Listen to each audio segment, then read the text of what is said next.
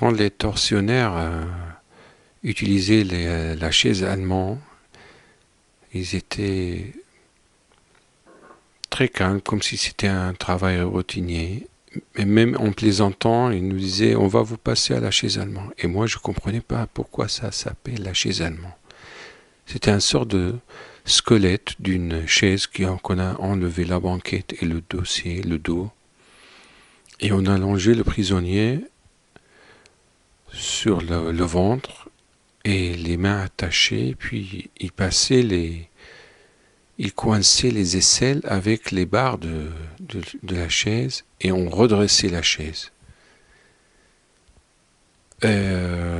Pourquoi ça s'appelle allemand? En fait, j'ai compris après que pendant la Deuxième Guerre mondiale, après la chute du Reich en Allemagne, il y a des officiers allemands qui sont exfiltrés de l'Allemagne vers les pays de l'Est, la Yougoslavie peut-être, sont arrivés au Moyen-Orient, passant par l'Égypte.